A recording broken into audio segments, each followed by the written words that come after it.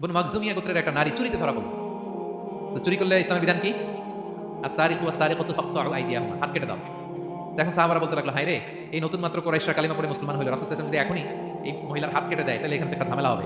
কিন্তু আমরা তো কেউ বলারও সাহস রাখি না। কে যেয়ে বলবে নবীর কাছে যে নবী এই আজকের জন্য, এবারের জন্য এই মহিলার মাফ করে দেন, হাত কেটে দিয়েন না। কেউ সাহস করতে পারে না।